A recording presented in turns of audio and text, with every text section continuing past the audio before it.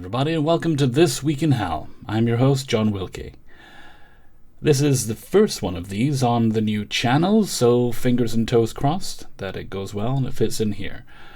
First up today, we have a story coming in from the BBC. Artist Poppy Bainham.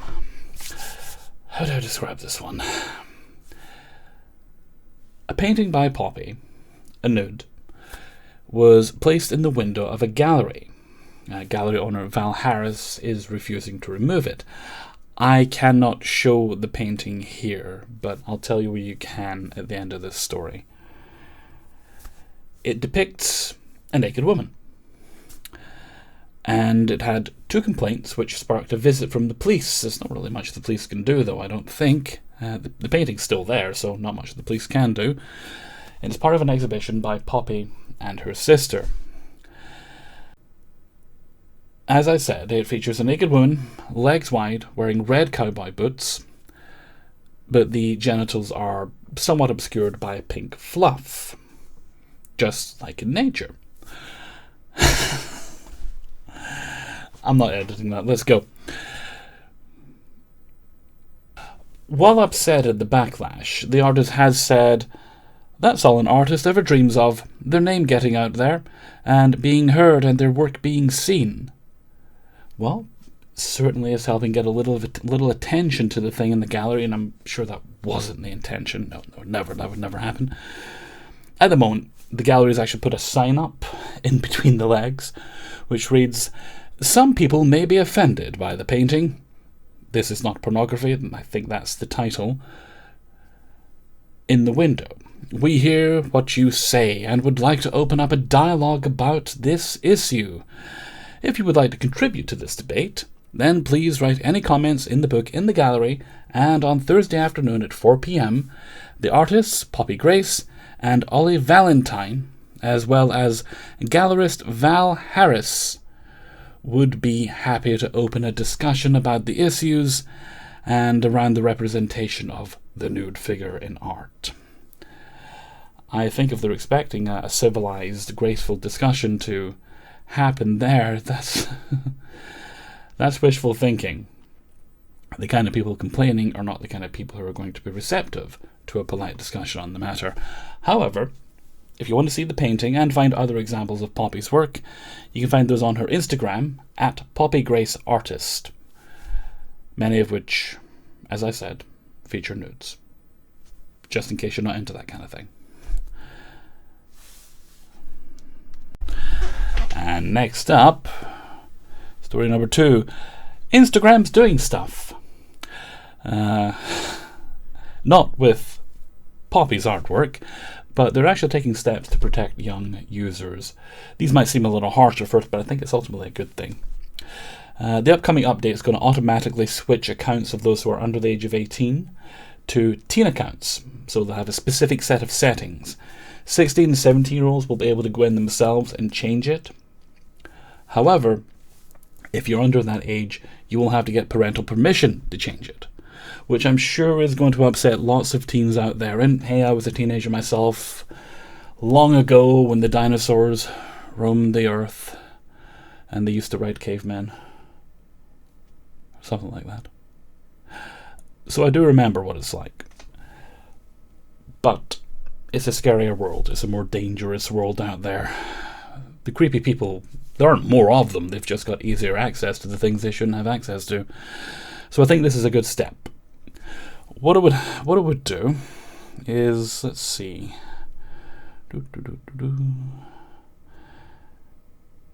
Yes, all the accounts under 18 will be set to private with much stricter messaging settings, as in who can contact them and so on. In the long run, I think it's a good call. Generally, I feel like it is up to the parents to monitor what their kids are doing online. There are certain situations where maybe a kid would be in danger from their parents, so you wouldn't want them monitoring what they're doing online. I'm aware of that, and I do acknowledge that.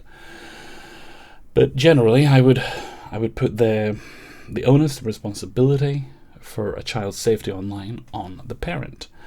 But that doesn't mean that platforms even this one we're on right now, shouldn't take steps to protect younger users. And it's nice to see that Meta is taking steps here. I'm assuming this will roll out over all their platforms to protect younger folks. And hopefully others follow suit. And Mr. Beast. This guy just can't seem to stay out of trouble. It was at one point everywhere you turned, he was there doing something nice, spreading cash about, making the world a better place. People were giving him crap for it, and then you'd have people like Philip DeFranco doing stories saying they couldn't believe that Jimmy was getting in trouble for doing a nice thing, and it's so weird that people are mad at him about it. And that made sense. On the surface, it seemed fine. He seemed like a stand-up guy, just trying to put a little good into the world. And sure, he was making money off of it, but he was making money on his platform and then taking that cash and using it to better the lives of people that needed a little help. Everybody loved him. And as I mentioned previously, I've tried some of the chocolate bars he made. Pretty nice. But now the tables are turning on him. And it seems like every week, almost literally every week, something's coming out, some new story about how awful it is to work under him. Damn near torturous, and in some cases, quite frankly, literally torture under the Geneva Convention conditions that people are forced to go through working for him or participating in his game shows. This particular story we're covering here, is about a class action lawsuit. For those who don't know, he, in partner with Amazon, so they're on the hook for this as well, are doing a TV show called Beast Games. They had like 2,000 people competing at one point. That was whittled down to about 1,000 people who went on to the next round. And a lot of poor treatment. Let's see. One woman. There's 5 individuals in the complaint. They're unnamed, which, fair enough. I respect the need for privacy. You don't want Mr. Beast's army of ravenous rabid fans attacking people, especially when they may well be victims. But one woman involved in the complaint said, "I wanted to join because I was a fan of Mr. Beast, and his videos made me smile during the COVID-19 pandemic.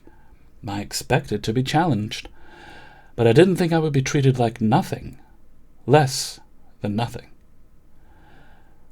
And as one of the women, I can say it absolutely felt like a hostile environment for us.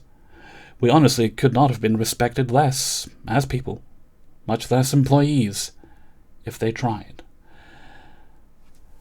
So, his reputation seems to fall.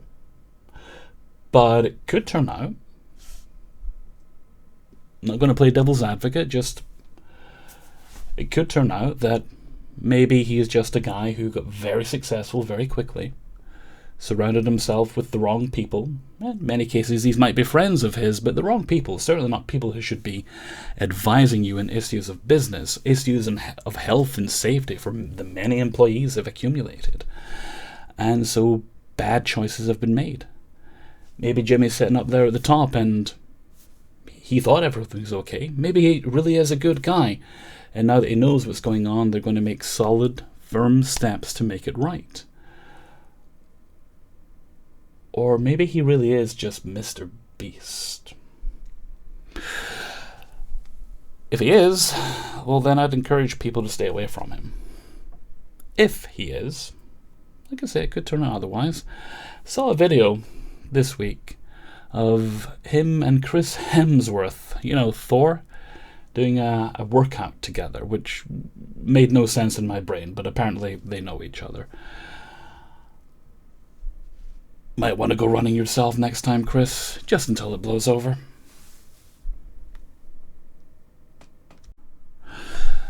And this next story comes from WRAL and their 5 on Your Side segment.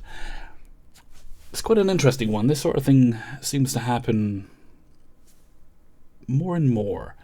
And I've heard of similar stories myself where someone files paperwork for a deed to a property they don't own, which is fraud. I've heard of other examples as well of people just using other means to steal houses, and then the responsibility, the stress of dealing with all that is suddenly on the owner who was minding their own business and this was done to them. but the law in those cases is no help. What happened here is a man by the name of Craig Adams, who was a doctor, tried to list his home for sale, and someone else had listed a deed trying to steal his home. This was listed by a woman named Dawn Magnum, and the 5 on Your Side people contacted a man who claimed to be her lawyer. They were trying to contact her, but a guy picked up. I guess it just so happened the lawyer happened to be living in her house at the time. And this man said, "What is the name of the law that was broken when the deed was recorded?" What actually came out of that conversation was that the home had apparently been listed very briefly as a foreclosure, although it was never actually a foreclosure. It was an error, a computer bug, apparently on Zillow, so it was very briefly listed and then corrected. But that, and it's important to note, has nothing to do with trying to steal this house. It has no impact on the fraudulent deed. So, that leads us to the bigger problem that I mentioned earlier, I alluded to earlier. Anybody can go to a county clerk's office and file paperwork for anything, and they're not going to check it. It's not technically part of their job to check it, but perhaps it should be. And by perhaps, I mean it definitely should be.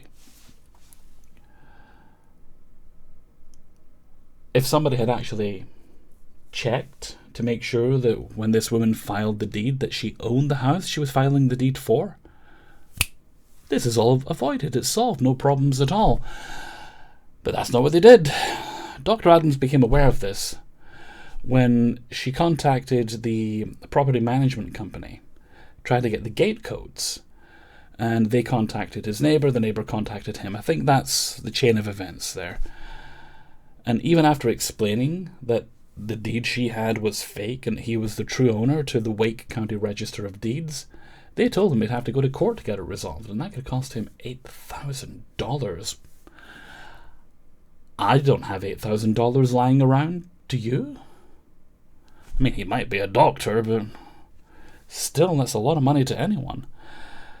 A spokesperson for the county responded, "Under North Carolina law, registers of deeds are statutorily obligated to accept and immediately register documents in conformity with GS 161-14. The Register of Deeds is not required to verify the legal validity of a deed when it is presented for registration, nor are they required to verify the credentials or legal standing of the notary or drafter of the document GS 47-14. With more than 500 documents processed through the Wake County Register of Deeds office daily, it would be impossible to verify the legitimacy of each document or the credentials of each notary, nor does the Register of Deeds office have access to a database of commissioned North Carolina notaries to check against. Register of Deeds staff are not attorneys and are explicitly barred from giving legal advice or from acting as an attorney in verifying a document. As soon as the Register of Deeds office became aware of the fraudulent deed, it alerted the Tax Administration Office that no tax information for the property should be changed. Register of Deeds staff also immediately notified and is working with the Wake County Sheriff's Office. The homeowner was also encouraged to file a police report. That sounds to me like a very politely worded way of passing the buck and accepting no responsibility. Yes, you might have a lot of things to do a day. Okay, hire the people to do it properly. You're not qualified? Get those qualifications. You don't have access to a database? Get access to a database. The way the system works is flawed. It's causing people to lose things. It's causing legal problems for people. It could cost this man a lot of money, and very likely will cost other people a lot of money. But that remains to be seen. Change is possible. It just takes a long time, especially where the law is concerned. And the last story before In Memoriam. Eric Roberts, the lesser-known brother of the very famous actress Julia Roberts, and the lesser-known father of very famous actress Emma Roberts, has been whining again. At one point, a few years back, he had he had been talking about how he did it first. He was very proud that he did it first. He made Julia Roberts. He made Emma Roberts. Technically, he did make Emma Roberts, but only in the most literal sense. He didn't give her a career. If anything, having the Roberts name and her connection to her, again, more famous aunt gave her a leg up in the business. But even that isn't going to give you a career if you've got zero talent. Apparently, he's had time to regret that. I'd imagine being a bit of a dick like that would drive a wedge between you and your siblings. So he's had his autobiography. I don't know if it's out yet or if it's about to come out, but he's been promoting it. And so he's trying to make nice now. So he's saying, in relation to the two women in his life he insulted, I imagine I will remain as Julia's brother and Emma Roberts' dad for the rest of my life. I'd like to make good on that, to move aside proudly and with grace. That's part of the reason for writing the book. Except, I believe in a quote from that same book, he does go out of his way to insult her acting in one of her earlier movie appearances. It's like, yeah, she wasn't good yet. I knew she would be one day.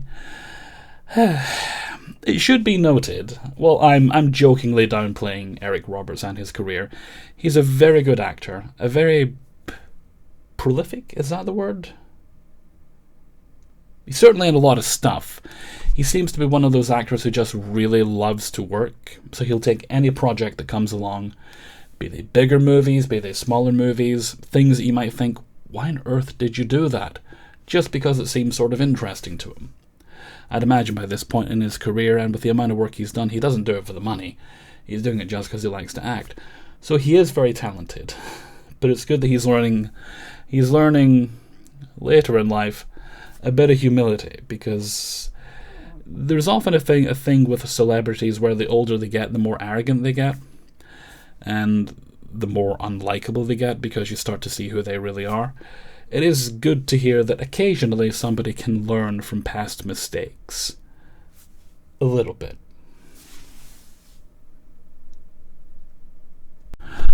And before we go today, we have a couple people to say goodbye to. Both musically related. Both brothers of people who were a little bit more famous than they were. That was a completely accidental theme connecting to the Eric Roberts story. First up is Tito Jackson.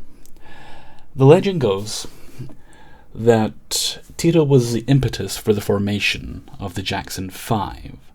It is said that he was secretly playing his dad's guitar and he broke a string, and when his dad found out, rather than get into trouble for it, he was impressed that his son had developed an aptitude for the instrument, and he encouraged him to then, get together with his brothers and continue playing and practicing music, which, if you know anything about Joe Jackson and how he treated his kids, it's not the reaction you would expect from a man like him. He had what we'll generously call anger issues. In spite of, and not because of, the harsh treatment of their father, the Jackson 5 would go on to become international stars. Of course, I'm preaching to the choir here. We all know who the Jackson 5 are. And, well, Tito's solo career never quite reached the lofty heights that his brother Michael did. He did quite well. He had solo albums, very talented as a singer and a guitarist. As I was writing this up, I was listening to some of his music.